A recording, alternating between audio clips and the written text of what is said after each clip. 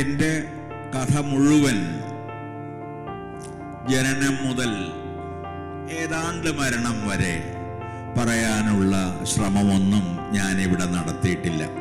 ഈ പ്രസാധകരോട് എനിക്ക് ഏറ്റവും വലിയ കൃതജ്ഞതയുള്ളത് ഈ പുസ്തകം പ്രകാശിപ്പിച്ചതിനേക്കാളേറെ എൻ്റെ മനസ്സിനെ പ്രകാശിപ്പിച്ചതിനാണ്. ആദ്യമേ വാഗ്ദാനം ചെയ്യട്ടെ, ഞാൻ അവിരാമമായി സംസാരിക്കുന്നില്ല എന്ന്. ഇവിടെ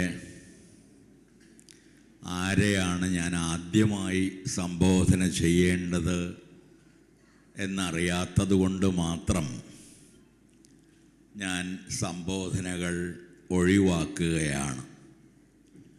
എൻ്റെ സ്നേഹിതർ, എന്നെ വായിച്ചവർ, എന്നോടൊപ്പം പ്രവർത്തിച്ചവർ, എന്നെങ്കിലും ഒരു കാലത്ത് ഏതെങ്കിലും ഞാൻ എഴുതിയൊരു ശകലം കാണാനിടയായവർ, അതോടൊപ്പം ഈ പുസ്തകത്തിൻ്റെ പ്രസാധനത്തിൽ പല രീതികളിൽ പങ്കാളികളായവർ,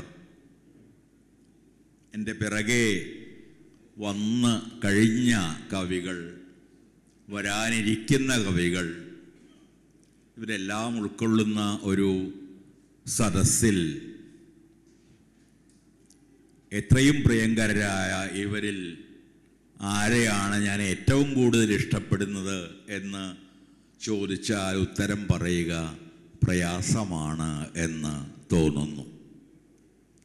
അത്രയേറെ പ്രിയമുള്ളവരാണ് എൻ്റെ മുന്നിൽ ഞാൻ കാണുന്നവരും അവരുടെ ഏറെ വാത്സല്യം നിറഞ്ഞ മുഖങ്ങൾ. ഈ ആത്മകഥയെക്കുറിച്ച് അതിനെ അങ്ങനെ വിളിക്കാമെങ്കിൽ അതിന് വളരെ നല്ലൊരു പേര് നൽകിയത് ഗൗരി എന്ന് ഞാൻ വിളിക്കുന്ന ഗൗരിദാസൻ നായരാണ്. ആത്മാഖ്യാനങ്ങൾ. കാരണം ഒരു മനുഷ്യൻ്റെ ആത്മകഥ എഴുതുക എന്നത് മിക്കവാറും അസാധ്യമായ ഒരു കാര്യമാണ്. എന്നെപ്പോലെ ഏതാണ്ട് 80 വർഷം ഭൂമിയിൽ ജീവിക്കാൻ ഇടവന്ന ഒരാളുടേതാകുമ്പോൾ വിശേഷിച്ചും. അതുകൊണ്ട് എൻ്റെ കഥ മുഴുവൻ ജനനം മുതൽ ഏതാണ്ട് മരണം വരെ പറയാനുള്ള ശ്രമമൊന്നും ഞാനിവിടെ നടത്തിയിട്ടില്ല. എന്നാൽ ഇവിടെ വരുമ്പോൾ ഉണ്ടായ എൻ്റെ ഏറ്റവും വലിയ സന്തോഷം 3 രോഗങ്ങൾ ക്യൂ നിന്ന് ഒന്നൊന്നായി പ്രത്യക്ഷപ്പെട്ട ഒരു വർഷത്തിൽ നിന്ന് ഈ പുതിയ വർഷത്തിലെത്തി നിൽക്കുമ്പോൾ കുറേ ആളുകൾ എൻ്റെ കവിത വായിക്കുകയും അതിനെക്കുറിച്ച് ചിലപ്പോഴൊക്കെ നല്ലതുപോലും പറയുകയും ചെയ്യുന്നു എന്നത് ആണ്. ആ തരത്തിൽ ഈ പ്രസാധകരോട് എനിക്ക് ഏറ്റവും വലിയ കൃതജ്ഞതയുള്ളത് ഈ പുസ്തകം പ്രകാശിപ്പിച്ചതിനേക്കാളേറെ എൻ്റെ മനസ്സിനെ പ്രകാശിപ്പിച്ചതിനാണ്. അത് ഇരുട്ടിൻ്റെ വക്കിൽ നിന്ന് പതുക്കെ തിരിച്ചു വരുന്നത് പോലുള്ളൊരു തോന്നൽ എനിക്ക് നൽകിയതിനാണ്. ഇതൊരു പക്ഷേ എൻ്റെ ആദ്യത്തെ ആത്മകഥയല്ല. നമുക്കറിയാം, മലയാളത്തിൽ ബഷീർ ഉൾപ്പെടെയുള്ള ആളുകൾ പല ആത്മകഥകളും എഴുതിയിട്ടുണ്ട്. അത് അസ്വാഭാവികമല്ല എന്നും എനിക്ക് തോന്നുന്നു. കാരണം ജീവിതത്തിൻ്റെ ഓരോ ഘട്ടത്തിലും സ്വന്തം ജീവിതത്തിൻ്റെ ഭൂതകാലങ്ങളിലേക്ക് തിരിഞ്ഞു നോക്കുമ്പോൾ ഓരോരുത്തർക്കും കിട്ടുന്ന ചിത്രങ്ങൾ വ്യത്യസ്തമായിരിക്കാം.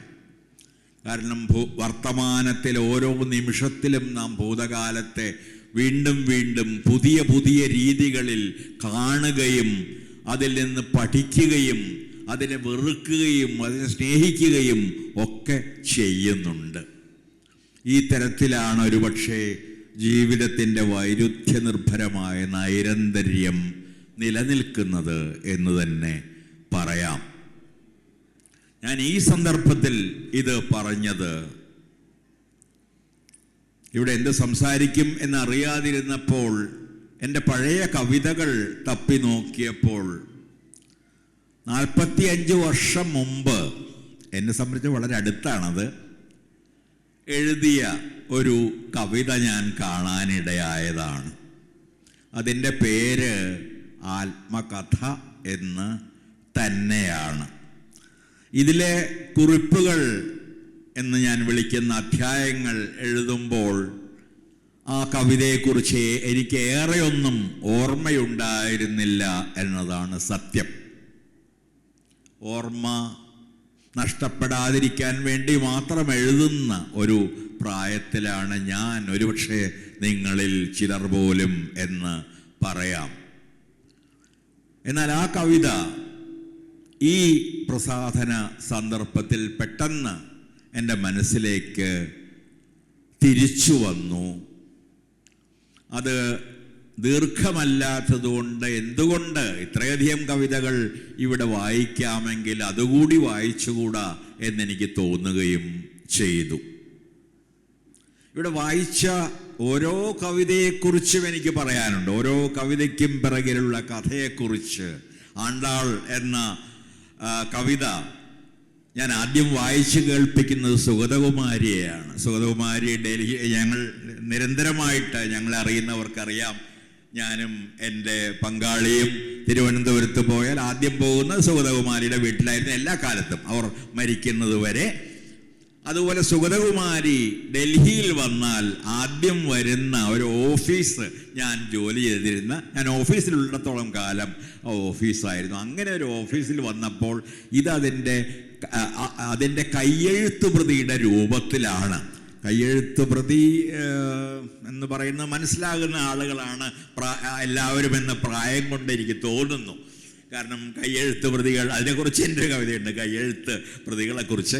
കയ്യെഴുത്ത് പ്രതിയായിട്ടാണ്, കാരണം അന്ന് PC വന്നിട്ടില്ല. ഞാൻ ആദ്യം വലിയ പെട്ടി പോലുള്ള വലിയ കമ്പ്യൂട്ടറിൽ എഴുതി തുടങ്ങുകയും പിന്നെ ലാപ്ടോപ്പിലേക്കും ടാബ്ലറ്റിലേക്കും മാറുകയും ചെയ്ത ഒരാളാണ്. കവിത ഇപ്പോഴും ആദ്യത്തെ രൂപം കൈകൊണ്ട് എഴുതുന്ന ഒരാളാണെങ്കിലും അതിനുശേഷം ഞാനത് വെട്ടിത്തിരുത്തി പകർത്തുകയും പിന്നീടുള്ള മാറ്റങ്ങളെല്ലാം ലാപ്ടോപ്പിലും മറ്റും ചെയ്യുകയുമാണ്. എൻ്റെ ഒരു രീതി അതാണ്, അത് സ്വാഭാവികവുമാണ്, ഇക്കാലത്ത് താരതമ്യേന അനായാസവുമാണ് എന്ന് ഞാൻ വിചാരിക്കുന്നു. ഈ പുസ്തകം കണ്ടാൽ തന്നെ അറിയാം ഇതിന് എത്ര പ്രായമുണ്ട് ഈ കവിതയ്ക്കും എന്ന്.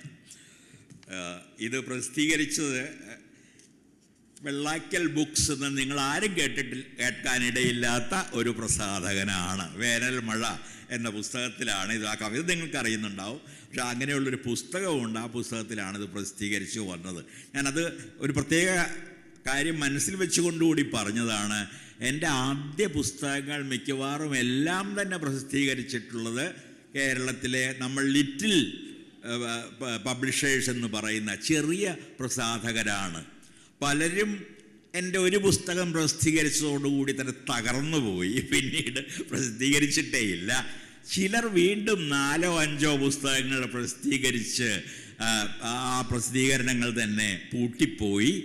അങ്ങനെയുള്ള പുതിയ പ്രസാധനങ്ങൾ ഉദ്ഘാടനം ചെയ്യുന്നതിൻ്റെ, പ്രസാധന ഗൃഹങ്ങൾ ഉദ്ഘാടനം ചെയ്യുന്നതിൻ്റെയും അവയെ പൂട്ടിക്കുന്നതിൻ്റെയുമായ ഒരു അധ്യായം കൂടി ഒരു വസ്തുതയിലുണ്ട് ഈ ആത്മകഥയിൽ. ഈ ചെറിയ മാസികകളും ചെറിയ പ്രസിദ്ധീകരണ ഗൃഹങ്ങളുമായുള്ള എൻ്റെ നിരന്തരവും ദീർഘവുമായ ബന്ധത്തെക്കുറിച്ചുള്ളൊരു അധ്യായം തന്നെ ഇതിൽ ഉണ്ട്. അപ്പോൾ ഞാൻ പറഞ്ഞു വന്ന് ഈ ആത്മകഥ എന്ന കവിത വായിക്കാൻ ഞാൻ ആത്മകഥയിലേക്ക് കടക്കാതിരിക്കാനുള്ളൊരു മാർഗം എന്ന നിലയ്ക്കാണ്, അപ്പോൾ അതിലടയ്ക്കാൻ വേണ്ടിയാണ് ഇത് വായിക്കുന്നത്. ആത്മകഥ,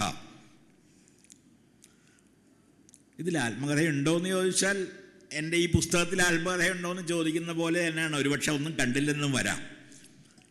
ആത്മകഥ. കാട്ടുമയിലുകളുടെ പുറത്ത് ഞാൻ വനഗർഭത്തിലേക്ക് സവാരി ചെയ്തു. വസന്തം വന്നുപോയ തലമുറകളുടെ സ്വപ്നങ്ങളാണ് എന്ന് ഞാൻ പഠിച്ചു. ജലകന്യകമാർ എന്നെ സമുദ്രങ്ങളുടെ ആത്മാവിലെത്തിച്ചു. പവിഴങ്ങൾ മരിച്ചുപോയ കുട്ടികളുടെ കണ്ണുകളാണ് എന്ന് ഞാൻ പഠിച്ചു. ഗരുഡന്മാർ എന്നെ ആകാശത്തിൻ്റെ ഹൃദയത്തിലേക്ക് വഹിച്ചു. മഴവില്ലുകൾ യുവവിധവകളുടെ കണ്ണീരാണെന്ന് ഞാൻ പഠിച്ചു. കടലിരണ്ടകളിൽ നിന്ന് ഞാൻ ഉന്നം ശീലിച്ചു.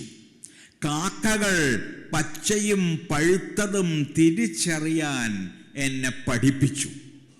വെളിച്ചം നോക്കി വളരാൻ മരങ്ങൾ എന്നെ ഉപദേശിച്ചു.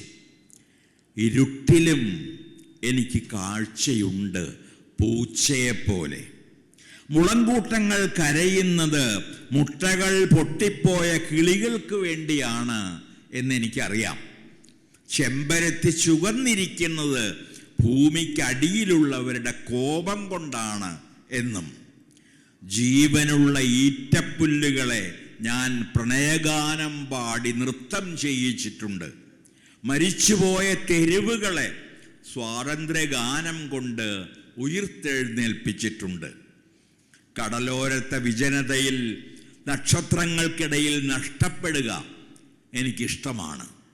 ഉത്സവപ്പറമ്പിലെ പുരുഷാരത്തിൽ മനുഷ്യർക്കിടയിൽ ഒഴുക്കപ്പെടുക എനിക്കിഷ്ടമാണ്. ആദ്യത്തെ മഴയിൽ കുതിർന്ന പുതുമണ്ണ് കിളച്ച് മറിച്ച് വിത്തിടുക എനിക്കിഷ്ടമാണ്.